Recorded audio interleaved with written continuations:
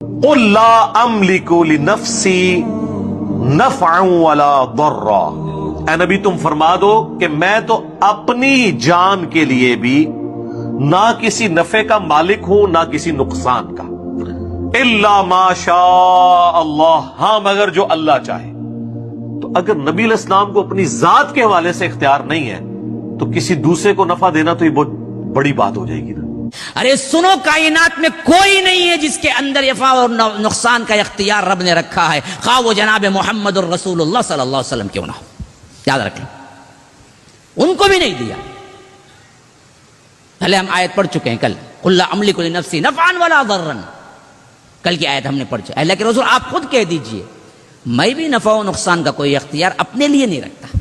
جب اللہ کے رسول کے لیے اختیار نہیں ہے تو بابا شابا کہاں سے آئیں گے؟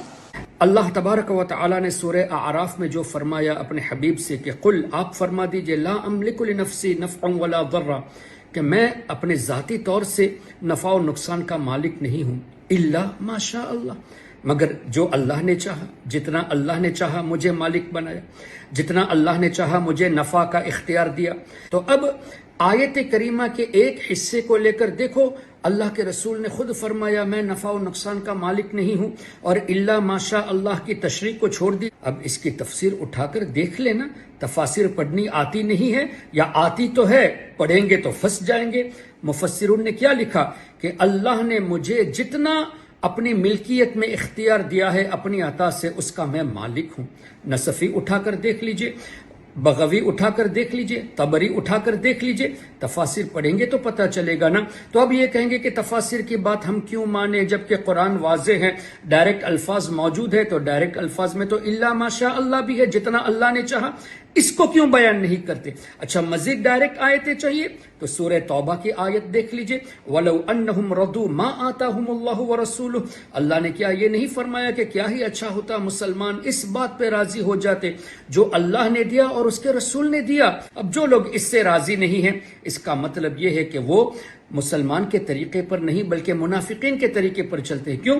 منافقین کے بارے میں اللہ نے فرمایا وَمَا نَقَمُوا إِلَّا أَنْ أَغْنَاهُمُ اللَّهُ وَرَسُولُهُ مِنْ فَضْلِهِ، یہ بھی سورہ توبہ میں ہے، دیکھ لیجئے کہ اللہ نے فرمایا کون سی چیز منافقوں کو بری لگی، یہی نا کہ اللہ اور اس کے رسول نے مسلمانوں کو بے نیاز کر دیا۔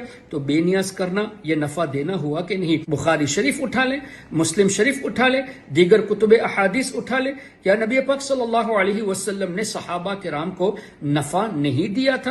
کیا نبی پاک صلی اللہ علیہ وسلم نے صحابہ کرام رضوان اللہ علیہم اجمعین کی حاجتوں کو پورا نہیں فرمایا؟ کیا نبی پاک صلی اللہ علیہ وسلم نے جس کی آنکھ نکل آئی تھی ان کو اپنے لعاب دہن سے ان کی آنکھ کو فکس نہیں کر دیا تھا؟ کیا یہ نفع نہیں ہے؟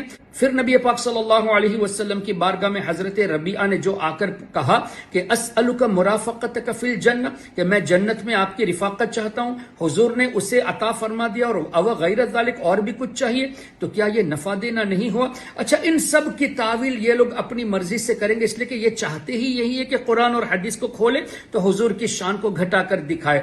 اب دیکھیں المستدرک علی الصحیحین میں موجود ہے کہ ایک عربی نے حضور علیہ الصلوۃ والسلام کے بارگاہ میں حاضری دی اور حضور نے فرمایا مانگو، اونٹ مانگا۔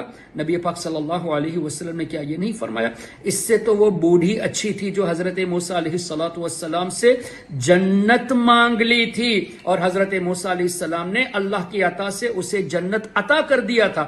تو جنت دینا کیا یہ نفع والی بات نہیں؟ حضور تو اپنی امت کو نفع پہنچاتے ہیں اور آج بھی پہنچاتے ہیں۔ کیسا نفع پہنچاتے ہیں؟ کیا حدیث میں نہیں حیاتی خیر لکم ومماتی خیر لکم، میرا ظاہری دنیا میں رہنا بھی تمہارے لیے بہتر، دنیا سے پردہ کرنا بھی بہتر، اور اس میں آگے حضور فرماتے ہیں کہ تمہارے اعمال کو دیکھ کر، نیک اعمال کو دیکھ کر اللہ کا شکر ادا کروں گا، گناہوں کو دیکھ کر اللہ کی بارگاہ میں تمہارے لیے بخشش کی دعا کروں گا۔ کیا یہ نفع نہیں ہے؟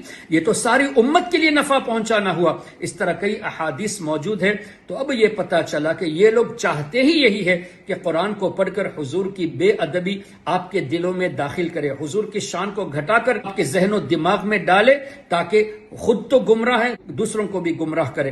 اللہ تعالیٰ اس طرح کے شریر لوگوں سے قوم کی حفاظت فرمائے۔ اگر آپ نے ابھی تک ہمارا چینل سبسکرائب نہیں کیا تو ہمارے چینل کو سبسکرائب کر لیں